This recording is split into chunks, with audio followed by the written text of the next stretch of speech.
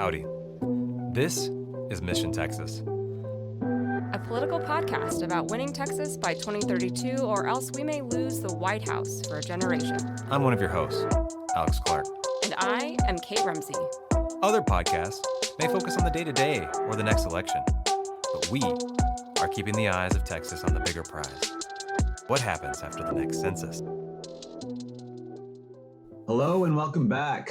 Today, we are joined by Brian Recker, writer, creator, former evangelical pastor whose work has sparked a national conversation about the intersection of faith, fear, and power. Brian is the author of Hellbent, a provocative exploration of how right-wing theology and especially fear-based ideas about hell have shaped not just churches, but American politics. So today we're going to dig into how that dynamic plays out here in Texas, one of the most deeply churched states in the country, what it means for our politics, our culture, and our conscience heading into 2026. And as you know, here on this podcast, well into the 2030. I'm very excited about it because where I grew up, Sherman, Texas, is a small town, and it seemed like we got one version of the message, one version of theology that even as a young person didn't match with the Jesus I read about. And so I'm very excited to get into it. Brian, just for those of the listeners who might not know who you are and your background, could you just tell us about sort of your transformation, your journey? Like, what's your origin story as a pastor, but then what made you start questioning the theology you once preached, and how did that shift your view of power in politics?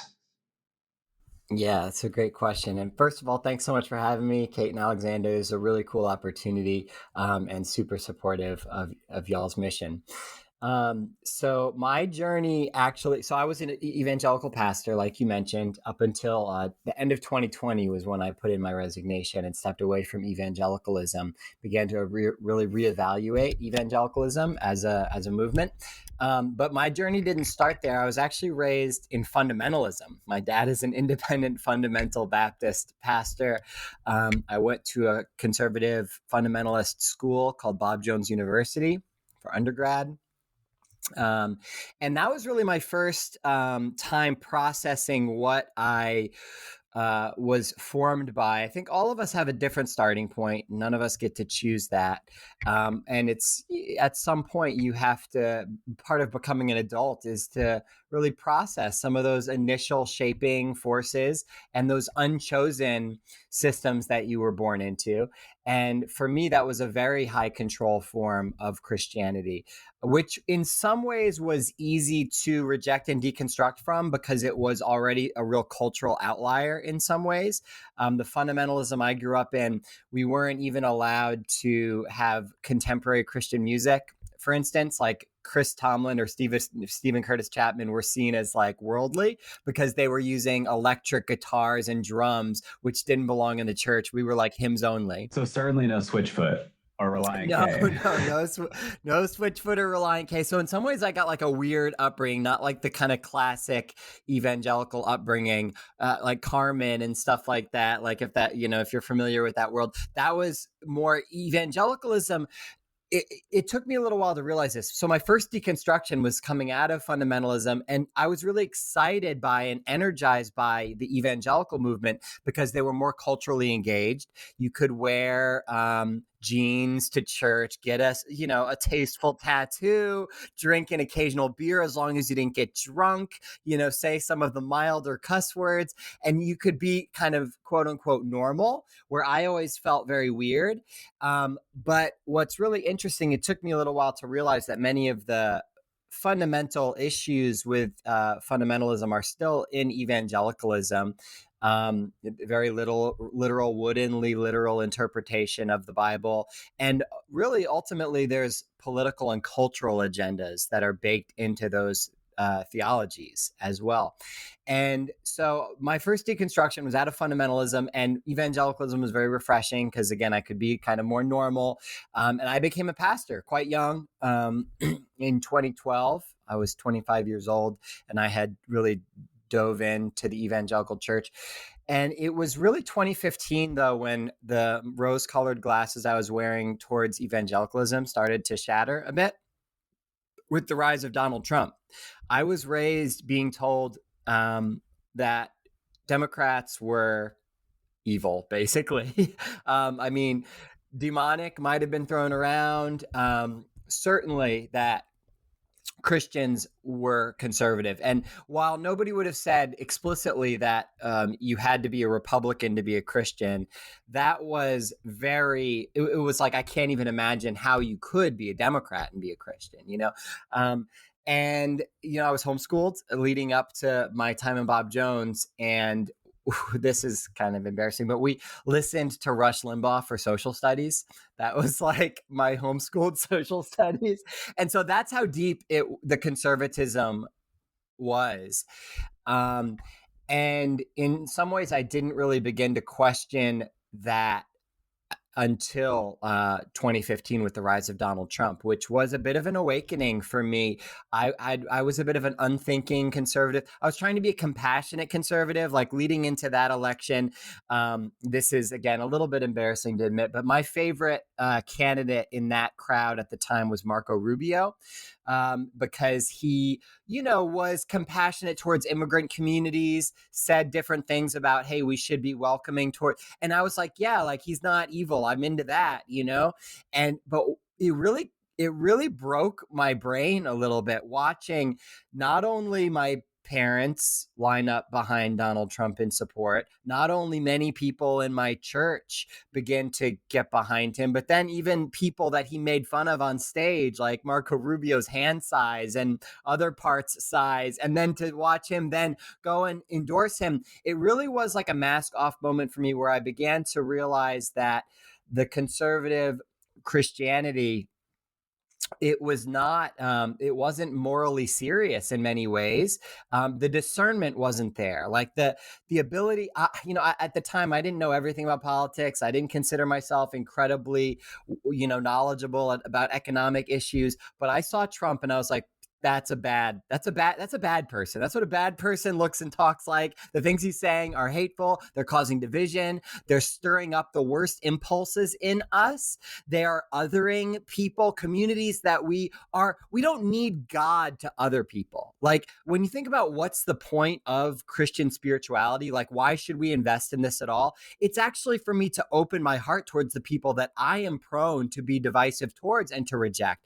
That I need God to help me see myself in my neighbor and my neighbor in myself. I very naturally am able to distance myself from especially neighbors that are different from me. And he was playing into what I would say the sins of the flesh in some ways, like, to use kind of Christianese language.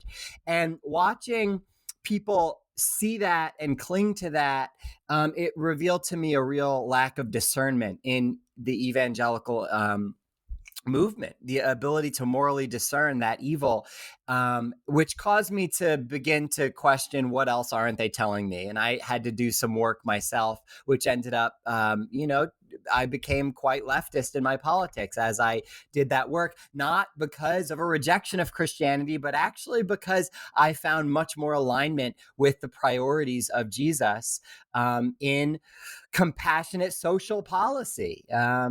And so we could talk more about that, but that's kind of the long version. I think Kate and I both probably have a very similar kind of just we came into politics, her as originally as Republican, probably like yourself, and then also me as someone who came from a family of just unengaged vote, like people who didn't vote.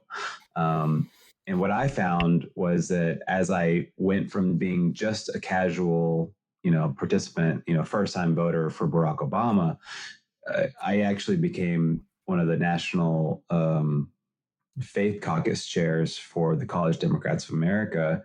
And what I would say is, that I was not a Democrat in spite of my faith. I was a Democrat because of my faith.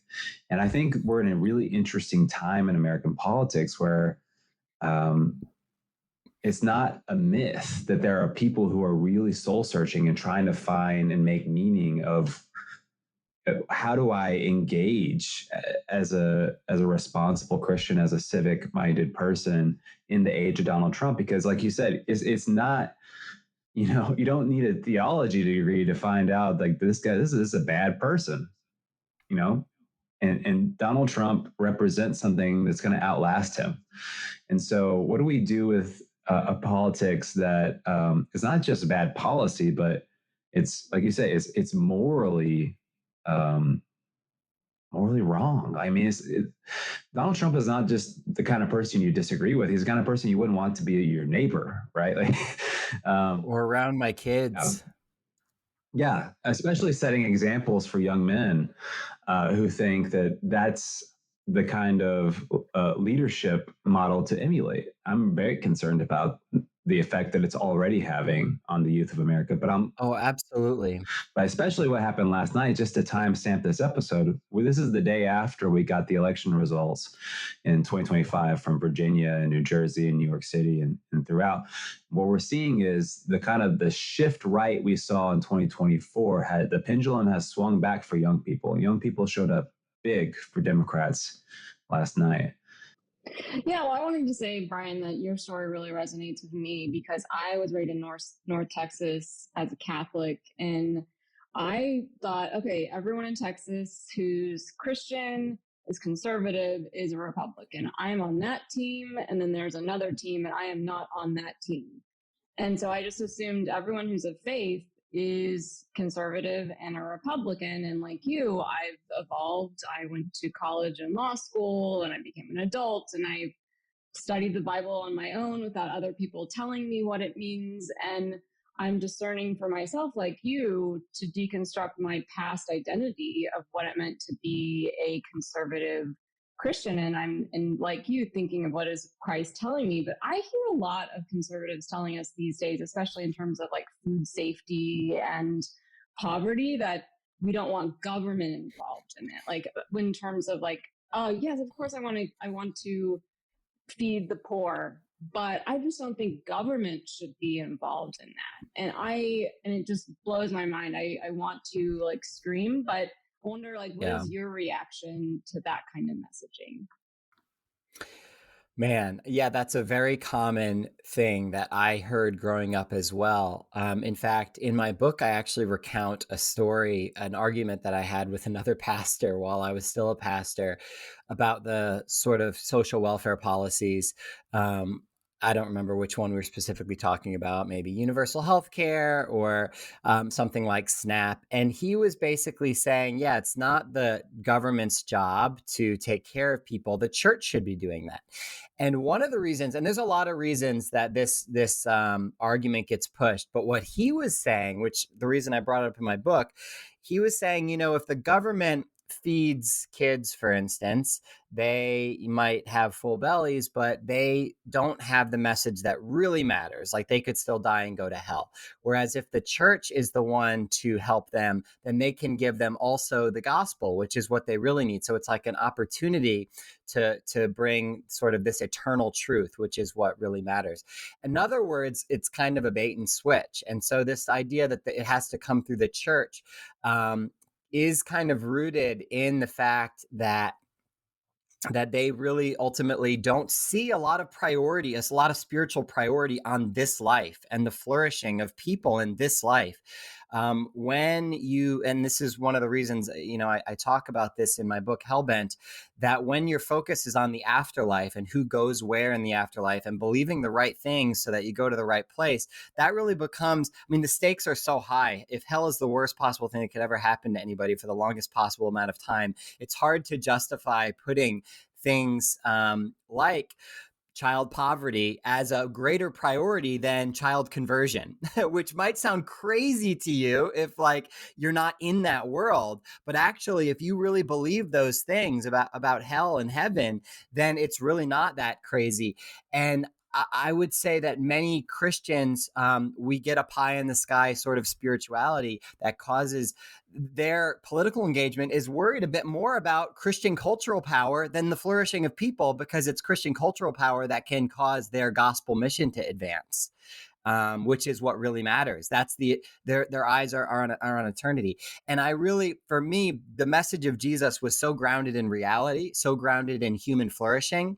He didn't care so much. Jesus didn't go around with a list of dogmas trying to teach people, make sure they believe all the right dogmas. He was always focusing on people, what made for flourishing and wholeness of humanity.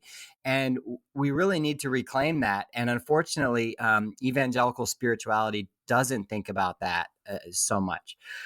So I know that's a bit of a tangent, but I just think it's so important that people understand that. I think it's hard for someone who grew up in a Democratic community, in a big city like Dallas or Houston or Austin, El Paso, the kind of traditional power centers in Texas for Democrats, where they didn't have that mindset growing up. It's hard for them to understand just how overriding that perspective is. That, like you said, you can choose to forego feeding children in the name of conversion, that you can forego all sorts of things. Like if it is your perspective, for example, that abortion is murder, and right.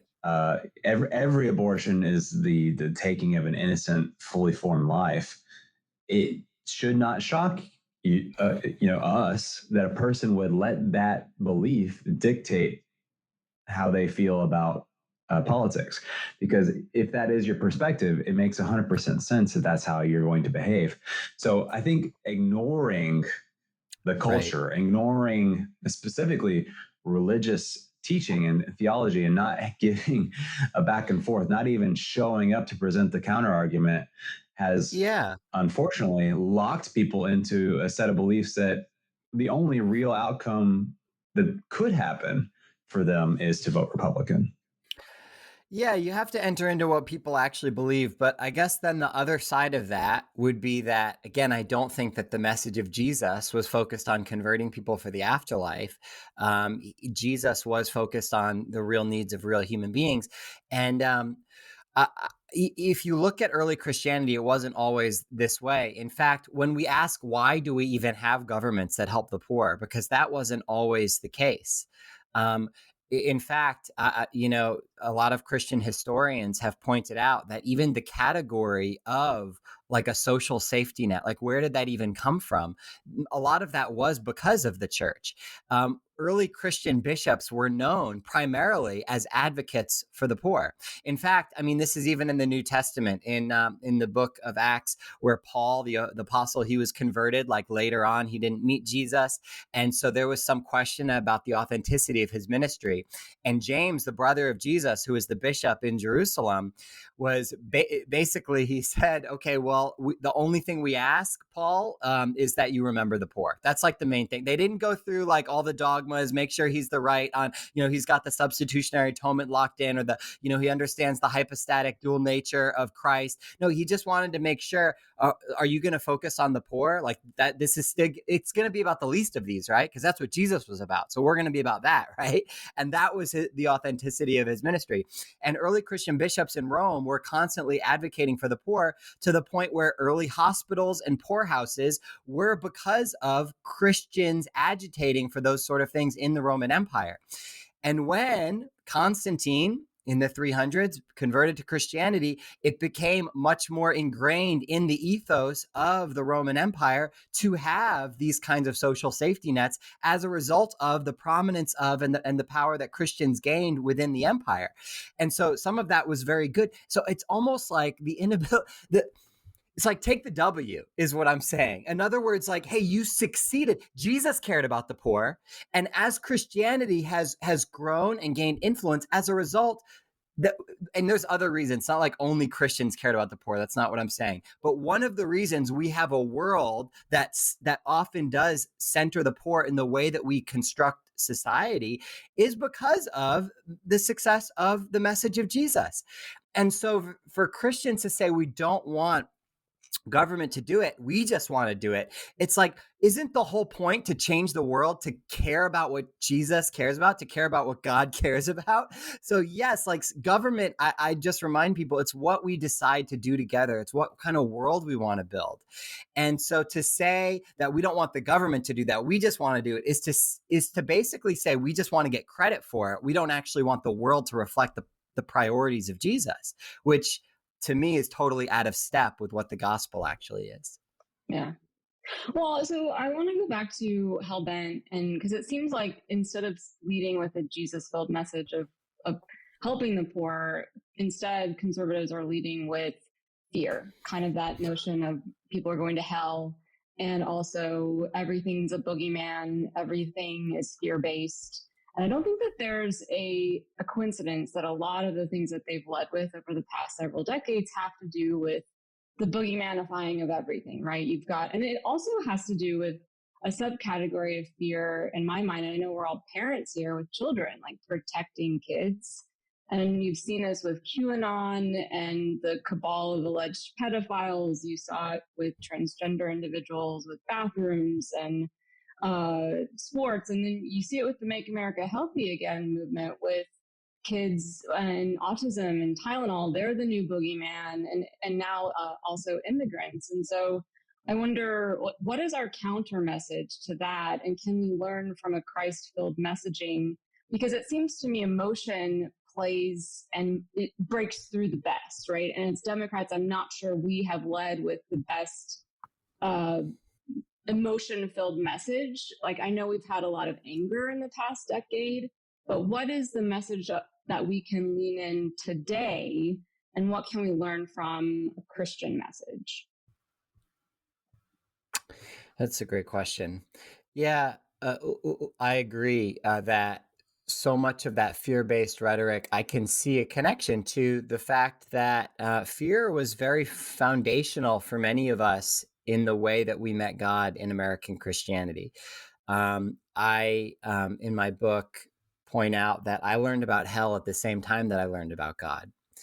And for all, our talk of it's about a relationship with God, it's not a religion, it's a relationship. For many of us, that relationship began with the knowledge of hell, the knowledge of the consequences for not being in the relationship with God. So it's kind of this punitive transaction of entering into becoming a Christian in many ways, becoming sort of entering this contract where I'm going to be the right religion so that I can go to heaven when I die and not hell. And what that ultimately does is it creates a sense of superiority where you find your safety in being in the in-group instead of the out-group. And it creates an out-group, which it's kind of arbitrary because, I mean, even if you look at the people that are being scapegoated right now, the immigrants crossing the southern border are on average more likely to be Christian than your average American.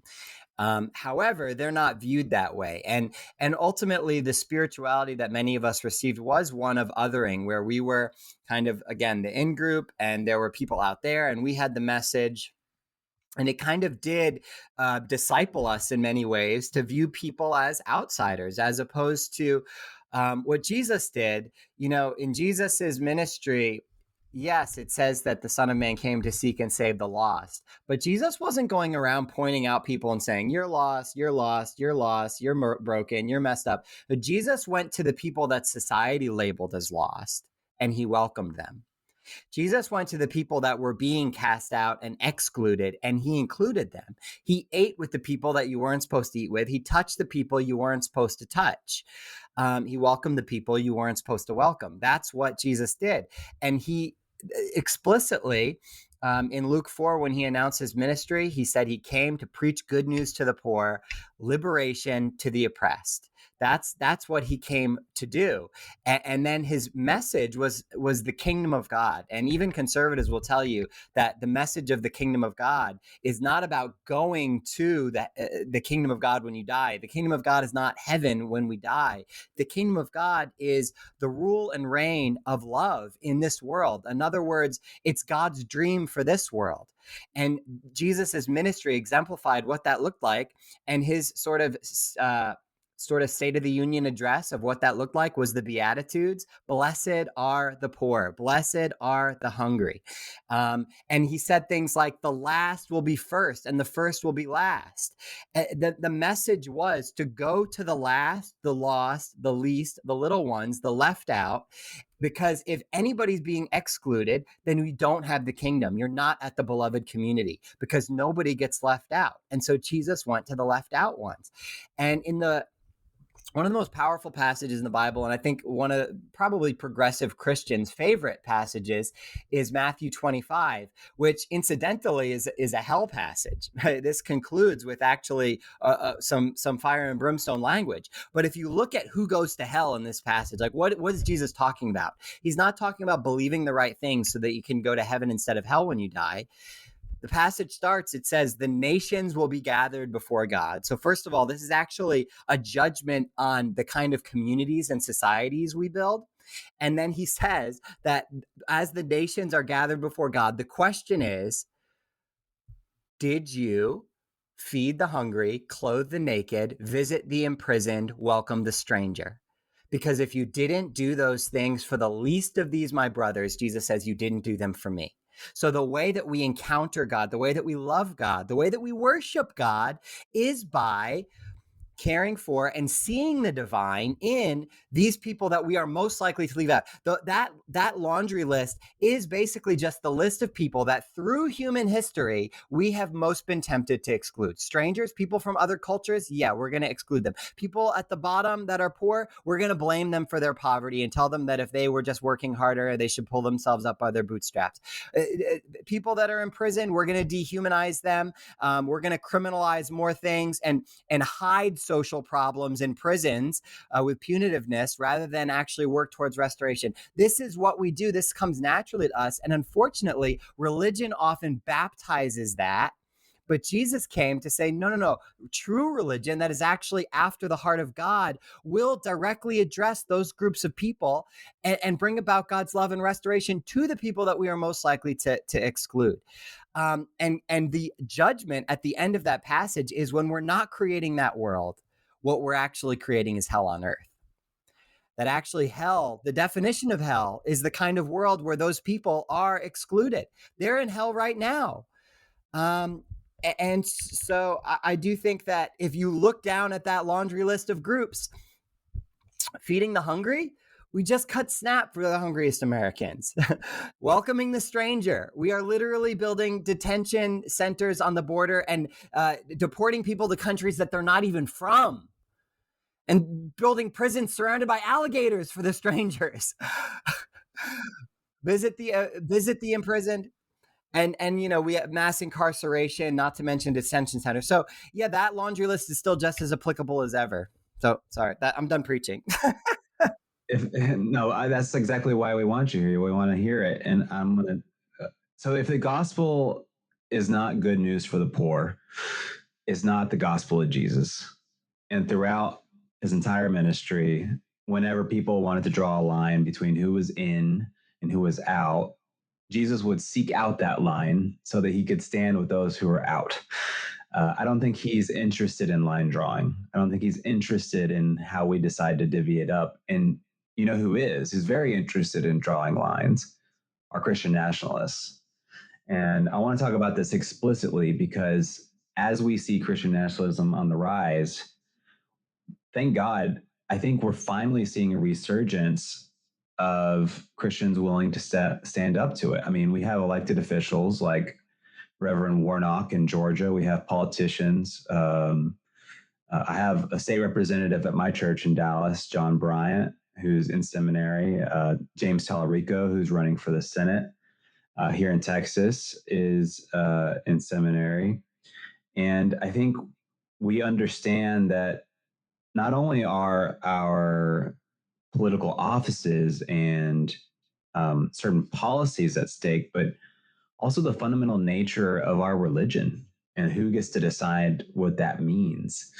And so Christian nationalists are very interested in drawing and dividing people out of who gets to be here in the country, but also who is worthy of God's love. And again, I believe very strongly that Jesus is not interested in those kinds of line drawing activities at all.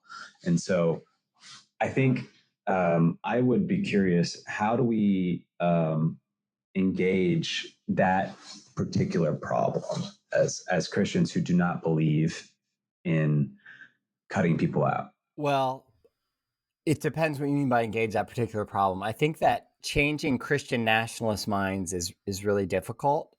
It's hard to just argue with the text because they'll have their proof texts and they'll, it's the Bible is a big book with a lot of things in it, and it takes interpretive lenses. It depends how Yeah. you come to that text. You tend to find what you want to see. If you want to find God's presence with the least of these, you'll find it. If you want to find exclusion and judgment, you'll find it.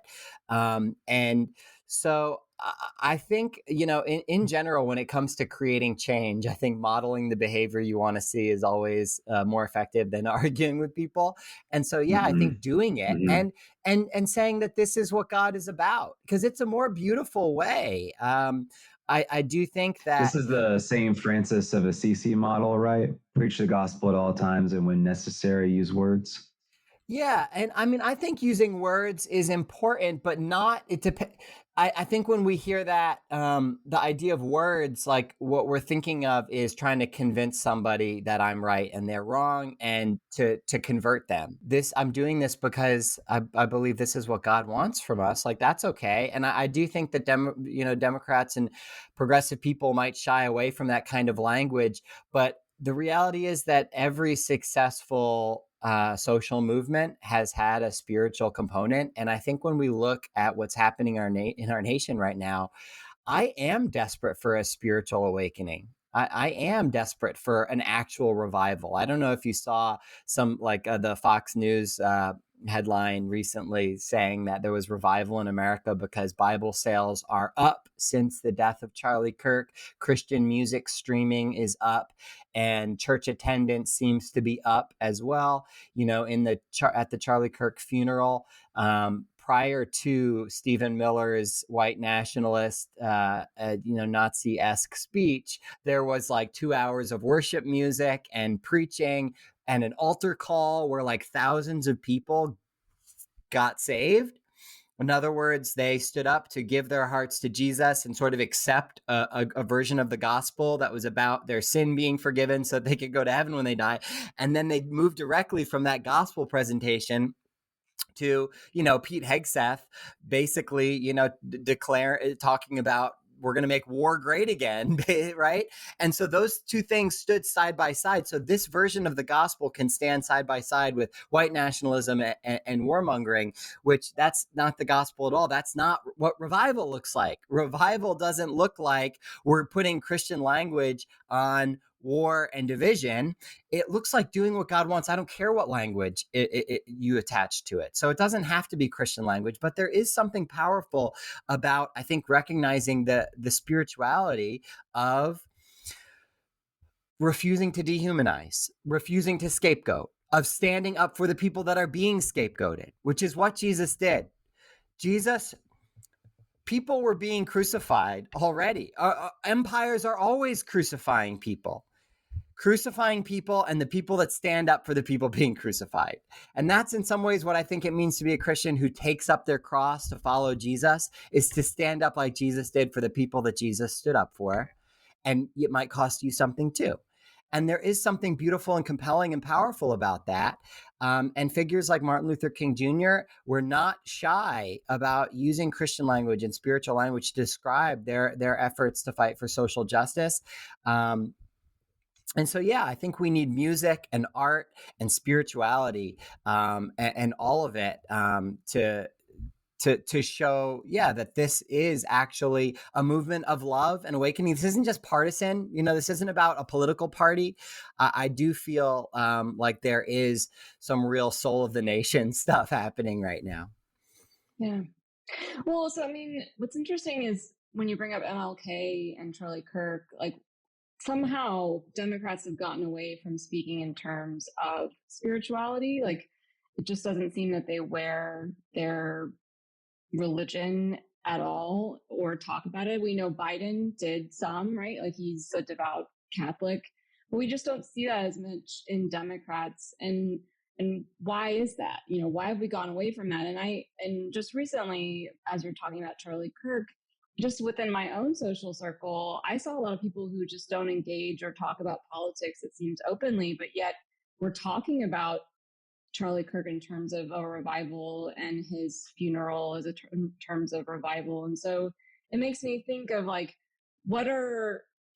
and I think this goes back to Texas. We have such an infrastructure of churches here, and we have such an 67% of adults in Texas identify as Christian of some sort, whether that's Protestant or Catholic. And so it makes me wonder, how do we break through with messaging to an audience like that in the state of Texas? And as Democrats, since MLK, have we just leaned so far away from that kind of messaging? Should we get back into it? How do we get back into it? And how do we break through to an ecosystem that already really exists here amongst churches, where they're probably getting more of a Christian nationalist message? Because that's what I'm seeing in my own social circles. Sorry. And just to piggyback off of Kate, I mean, I see this as a very connected problem between, you might call it progressive Christianity and the Democratic Party, in the sense that I think both are terrible at evangelism. Like, we've let evangelism become such a right-coded word that like we're scared to share. Like, we have this great thing that has transformed our lives, but we're not going to tell anybody about it because we don't want them to think that we're better than them, or we don't want to be seen as superior or something. And so I think both, in the sense of like, I think progressive churches have a harder time growing sometimes just because they're so inward focused and they don't want to like rub someone wrong. But I think the Democratic Party suffers from the same problem, in the sense that I think a lot of our voters are not as loud and proud as some people who are on the right. And they're unwilling to have conversations to bring new people in. Not just someone to like, to convert, but someone who might not even be a voter yet. And just to, did you know this is happening? And like just striking up a conversation even. Fear is a really powerful tool. And I do think that Christianity has really leaned on fear to grow, and exclusion as well. And we're used to that, to the point where even if a progressive considered themselves Christian, they might be afraid to identify that way because it automatically comes across exclusionary. Me saying I'm a Christian to many ears sounds like, and you should be too, and there's something wrong with you if you're not. Because Christianity has a bit of a branding problem, a hell problem, I would say, where it can have a superioristic attitude. And as a result, many progressives might not even be Christians, and they shouldn't be being something that they're not authentically. Like, I don't think that they should try to speak language that doesn't feel real or authentic to them. And if they're not, it's probably because there hasn't been a very strong, robust, progressive Christian movement in America. There's certainly a lot of great churches. And when there are, just remember the response to Marianne Budd's, or is it Buddy? I forget if he pronounced the E at the end, but remember the sermon she gave at the Washington Cathedral? You guys surely saw these clips where the Episcopal Bishop, Marianne Buddy, I believe it is Buddy, preached a sermon to Trump. And, she just really gave a very standard progressive Christian sermon about caring for the least of these, just caring about the humanity of people. And people were deeply moved and stirred by that. So there is something there that people are hungry for, but I think there is a nervousness to talk in that way. And part of that is because of the perception of Christianity in America. And so, but the reality is, that many, like you said, many people they have this unthinking sort of thought, well, if I want to vote for a Christian, I got to vote for a Republican. And so I love this, the fact that James and other folks are pressing into that language. I will say this, though, that people, they're going to be drawn to real authenticity. And if you want to preach the real kingdom of God message, and if you want to stand where Jesus stood, you have to be willing to divest from harmful systems. And I think one of the problems we have is that, and I know I'm maybe going to step on some toes here, but I don't know that the Democrat Party is always actually actually living out this ethos that they're saying. And so if you're taking money from AIPAC when all the genocide scholars are saying, yes, genocide is happening, then there is a hypocrisy there. So we're saying, oh, this is only happening on one side. But actually, if you're taking corporate money and you're refusing to even stand with, the Democrats who are saying, hey, we should actually overturn Citizens United and get corporate money out. And it's like, but I'm relying on that and I don't want to see that happen. You're not willing to divest from some of these systems. Then I don't know that, even what has happened with Mamdani, so many centrist and corporate Democrats refused to endorse, even when you have this groundswell movement. And New Yorkers are like, this is what we need. Somebody who's actually going to fight for working people, refuse to scapegoat, stand up for trans lives, refuse to throw anybody under the bus, and instead, and refuse billionaire money, right? And as a result, I think that made a lot of corporate Democrats very nervous, because it's like, well, we don't want that. We don't want to lose some of those kickbacks. We're not willing to divest from some of those systems, and to actually distance themselves from an up and coming star like that, when this is clearly something that's tapping into, I would say, a spiritual desire that people have for authenticity, for someone who's actually going to stand for the least of these. And if the Democrats put distance there, then they're really saying, we don't want to be that party. We don't want to do that. We just want to be kind of slightly better than where the Republicans are at, because we're going to be like for gay marriage, but we're actually not going to stand up for trans people when it's hard.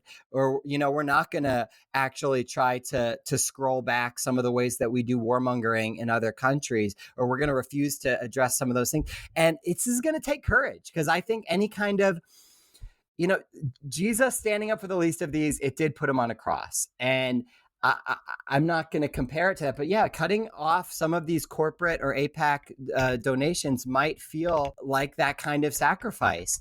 But I do think that's the kind of authenticity that will cause people to pay attention and take notice. And unless you're willing to break with some of the ways that we've just been doing things the last 30 years, I don't think it's going to cut it. There's an old saying that Democrats fall in love and Republicans fall in line. And I think they have an easier time keeping their coalition in line with that kind of fear-based politics, with kind of in and out groups and exclusionary politics. Whereas Democrats, whether you're a Democrat in West Virginia and you're a very centrist, moderate, middle of the road type like Joe Manchin, or you're on the left like Mamdani, the point is, we need Democrats who represent different areas of the country in different ways. But in any case, it has to be with the working class centered, and it has to be real. Like you're right. We got to move on from the old guard, the corporate types, the Chuck Schumers of the world. Honestly, I'm ready to move on from Chuck Schumer. I'm frustrated with him, and anyone else who is so old that they are required to take Social Security distributions. I'm an ageist with a capital A, to quote one of my favorite comedians, Hassan Minhaj. I think people in both parties are just tired of just people in their 80s and 90s, like Chuck Grassley, running the country. I think they're so far removed from the problems of real people. And it's not, I'm with you about the old guard. I do think that there's something there with this inability to cede power, inability to let go and care about the next generation. That's part of maturity, is you begin to say, oh, it's not about me anymore. I'm going to begin to now help the next generation rise up. That's what we look for in a true leader. So that's part of it, but it is much more than age. Because I don't have those feelings towards Bernie Sanders. And a lot of that is just the integrity that he has stood on business and has refused to take a lot of that corporate money, and has always talked about overturning Citizens United. Trump won partly because he ran on this idea of draining the swamp, and he tapped into something. And he made us all think he was going to do something about affordability. Well, yeah, I'm even talking about the first time. Yeah, this time he really did run on that, and that was a lie. I mean, it's all lies, because the thing is, he is the swamp. He's made the swamp swampier. It's swampier than it's ever been. It's an oligarchy. It's kickbacks everywhere. But he was right that there is something swampy, that there is this club, and we can all feel that. And when we see somebody resisting it and saying we need to break this up and make this not about just powerful people being able to buy their politicians, and it's strange to me that the Democrat Party hasn't tried harder to just clearly be like, yeah, we're not gonna play by those rules. We're going to drain the swamp. They didn't provide that alternative. And I think that's what integrity would look like if you're going to try to reach those people who are looking for something. There is a spiritual hunger. And I think that spiritual hunger is not going to be met when there's these half-hearted, like, yeah, we're going to give you something slightly better, but we're going to be compromised in these different ways. And I'm not saying that every politician needs to be perfect, but I do think there needs to be that integrity. No, I think that's right. And I think Barack Obama in 2008, that's how my political awakening, I think that was the kind of energy that he was able to capture. I think he was seen as a threat to the kind of club, right? He was not someone who you would have picked the day after the election in 2004 when George W. Bush won a popular vote even. You wouldn't have thought that a young senator whose first name rhymed with Iraq and last name rhymed with Osama was going to be the guy who flipped North Carolina and Indiana and Iowa. And it had all this kind of in Florida and just completely changed the map, right? He put states in play that Democrats had not even considered really at the presidential level. And for some reason, after the Obama era, because of the kind of unique nature of the threat of Trumpism, Democrats have gotten so reactionary in just saying we have to protect the system that he's tearing down, that he forgot that we, as a party, have forgotten that the system that he's promised to tear down is deeply unpopular. It's part of the reason why Barack Obama was popular is because he recognized that it wasn't serving people. And so we have to kind of reclaim the mantle of reform. Like, yes, we have to protect some of the institutional protections that he's trying to carve down, but we also have to admit, like it's not good enough. Right. But because we want to protect a democracy, that's why we want to tear down the anti-democratic aspects. I mean, because there's nothing democratic about big corporations buying politicians and dictating policy that doesn't serve Americans. That's not democracy. That's not what we want. And how messed up is it that in many ways, despite the fact that, again, there's like the Republican Party is more anti-democratic than it's ever been right now. And yet for many people in their perception, it's the Republicans that are fighting the system or changing the system from within. Whereas many of these centrist Democrats like Chuck Schumer, they are fighting to hold on to a system. And I do think that it should be, from my position, it should be the progressives that are saying, yeah, this system is leaving a lot of people out. It's not working for everybody. It's especially not speaking up for the most vulnerable people. And so, they should be the ones that are draining the swamp. But there is a fear, I think, of looking radical in that way. And it's strange to me that the progressives seem to police their radical politicians more than the right. The right seems to embrace their sort of radical politicians. They're their most popular figures. Whereas mainstream Dems are very resistant of even saying I voted for Mamdani despite the levels of popularity. Well, if we create a spectrum of AOC to MTG, if we want to use 3 letters, right, and each AOC to MTG, they say that AOC is a radical because she wants poor people to have health care and access to, their basic necessities. But MTG is a radical in a different way, in the sense that, like, she thinks that there's like Jewish space lasers and controls the weather, and like, what, these are not the same. Like, they're not equally radical in the same way. You know what I mean? And I don't think Democrats appreciate how much Bernie and those messagings break through. I have family members who would say that they're lifelong independents or lean right, and yet they're like, "Yo, I'm in with Bernie. Like, I am like." He is resonating with me, and I don't think maybe Democrats are appreciating, and because I think that there is some negative connotation to people like AOC here in Texas, and so they resist like the desire to want to even talk to her or have her come here or be a part of our rallies, and yet I feel like their messaging would really break through to our voters here in the state of Texas. And I wanted to shine a light on one example that we have here that you may have thoughts about. But Republicans in the last legislature passed a law that required the 10 Commandments to be in every public school. And I remember seeing our friends in the ledge, like James Tallarico, saying, like, okay, if we're going to have that, then let's have some amendments. Like, let's add some things. Like, if you're going to put the 10 Commandments up, which are in the Old Testament, let's put up the Beatitudes. Like, let's put up, something from the Quran. Like, and they would shot it down. And so I'm wondering your thoughts on that kind of approach by our Republican legislatures. Like, and one other funny story I'll give you, I think as a parent you might appreciate. I have a friend who has her sons in public school, and she was showing me a screenshot of their school like Facebook group. And one parent was like, "Hey, I'm having problems because my kid came home and they're wondering what adultery means." Because they're seeing it from the 10 Commandments that are listed in their school.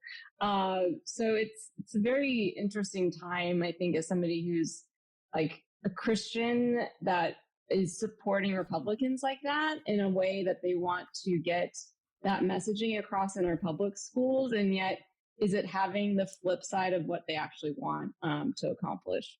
Yeah, I'm obviously, well, maybe not obviously, but yeah, I'm definitely opposed to that amendment. I do not think, even as a Christian, that makes sense because, well, it's a Christian supremacy, and that's not how. Even if you wanted people to become Christians, if that was your main goal, I don't think that's the way that you go about it. Is saying, well, because it's on the one hand, they're saying the government shouldn't feed people. You don't want to just enforce these things by the government, but the government should center Christian messaging, and that doesn't really make sense. What if we wanted it to do the kinds of things that Jesus did, the government, as opposed to say everybody must become Christians? That really does even get at what I was speaking about earlier, this idea, this black and white, you're in or you're out. And so what they're using Christianity for with that amendment is to really reinforce cultural hegemony. It really is about cultural supremacy more than anything.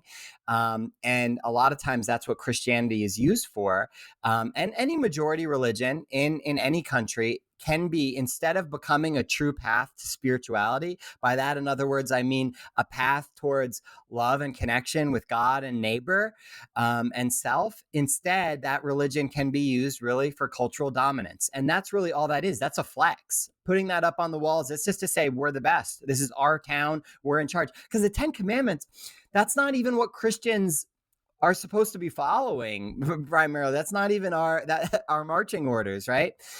So I'm with James. I think that's a great idea to add the other world religions, so that we say, hey, like, spirituality matters to us regardless of your tradition. I think that's a beautiful thing. But I think it also presents an opportunity, because I think there's a clear opening there of that's not what my Christian witness is. I want my Christianity to be seen in my connections with people that are left out, and in the way that we want to build a society that works for the people that are being left out, not just in sort of reasserting supremacy up on the walls. I mean, how messed up is it that we're going to have the 10 Commandments up on the walls of schools? but refused to get the guns out of the schools. Like, what would Jesus actually want for our schools? The 10 Commandments on the walls, or actually a world where students aren't hiding in those very classrooms with the 10 Commandments on the wall behind them, hiding under their desk from an active shooter in the hallway?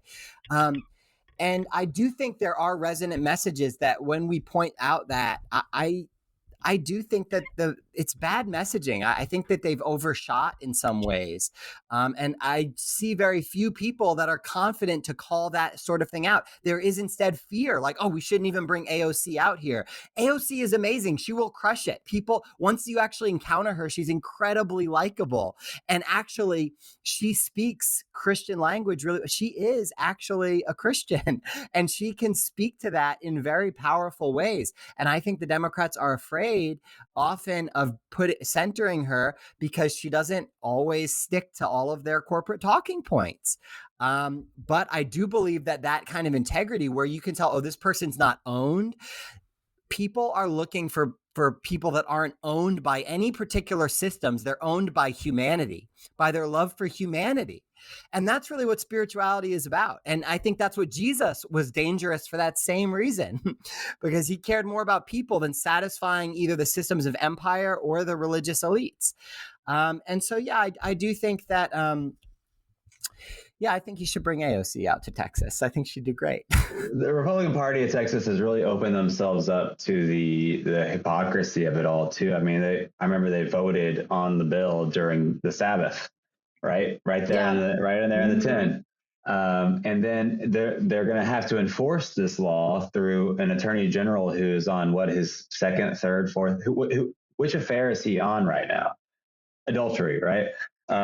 Supporting a president who has cheated on all of his wives, including his current one, while she was pregnant with a porn star. So, like, what are we doing here? What are we talking about? Does any of this stuff actually matter to you, or is it just signaling and posturing and about power, right? And so I think we all agree. I think we've arrived at some good conclusions on that. I know we're reaching the end of our time together. I'm going to give you the last word for Texans who still believe in Jesus, but they are kind of feeling uneasy about the Christian label because of what it means in the culture.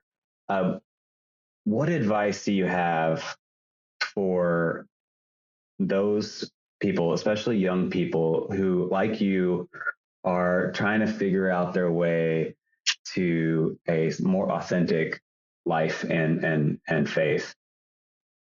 I'll let you take it away. The early Christians. Oh, go ahead. Please follow everyone on Instagram. It's BERECKER. Yes, I love your Instagram. Yeah. Thanks, guys. Bring us home. Early Christians, before they were called Christians, they were called followers of the way. That was the sort of first way that they were known. In other words, they weren't really trying to. Jesus didn't make it clear that he was trying to start a new religion. He was showing a way to be human, a way to live, a way to treat people, and people that followed that way were followers of the way. And for many of us, I can understand.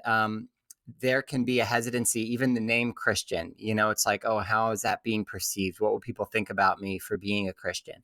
But I think very few of us look at the way of Jesus and are like, oh, I'm not interested in that. I've talked to a lot of deconstructing Christians or people that have, begun to have mixed feelings about that label or their place in Christian institutions. And never once have they left because of they're like, I looked into Jesus and I found him to be incredibly problematic. That's usually not the issue. And what I would say is that for many of us, a lot of the problem is the religion became less about imitating Jesus and embracing the priorities of Jesus and walking in the way of Jesus, and more about believing the right things about Jesus, the right doctrines that we're supposed to believe about, his divinity or whatever the cross accomplished and that sort of thing. And a lot of that was rooted in being the right thing so that we could go to the right place when we died. And I think disconnecting from that a little bit and focusing instead on that classic question, maybe you had the bracelet. What would Jesus do? What would Jesus do if there was an immigrant family in front of him that was looking for asylum, that was seeking refuge? What would Jesus do with prisons that are overpopulated? What would Jesus do with a country that wasn't sending out food benefits? And they were the richest country in the history of the world. And instead of feeding the poor, I mean, the billionaires, the 1% owes 160 billion in taxes they haven't even paid yet, and SNAP would cost 120 billion, and we're unwilling to put our money into the poorest mouths. What would Jesus do? And so I think going back to that, I think, is the easiest thing for those of us who are a little bit nervous. I don't think Jesus didn't care about labels. Jesus never was like, hey, are you a Christian? Like, what do you call yourself? And what's your statement of faith? And what are your dogmas? And maybe relaxing about that a little bit. And for me, part of that was deconstructing hell and realizing this isn't so much about the afterlife. Spirituality is for here and now. Spirituality is about how we're treating each other here and now. Spirituality is about the kind of world that we're building here and now. Hell, you don't have to die to go to hell. Go to Gaza. Look at what our bombs are creating. The where we're putting our money as a society, we're creating hell on earth. And so many of the Christians that are so concerned about people going to hell in the afterlife are totally ignoring and overlooking the hells that we're creating right here and now. And I think we can stand up and say with our whole chest that Jesus wouldn't be okay with that. And you don't have to use Jesus's name to get there. I think there's a lot of, you can just say my basic humanity tells me that this is not okay, and that's fine too. But there is something powerful about reclaiming this tradition that can feel like it's been taken from us in some ways. And it's being used to justify some of the worst possible things that are being baptized with the name of Jesus. And I think that we should feel empowered to stand up and say, this does not reflect the way of Jesus. Yeah, I hope to see more of that from progressives. Thanks for that good word. And it's a conversation we'll need to have, whether it's this election cycle, the next, or, 10, 20, 30, hundreds of years from now. It's going to be the same important conversation we're going to have. So thank you for that good word. Thank you for your time. And for those of you listening, tune in next week to another exciting episode of Mission Texas. Thanks.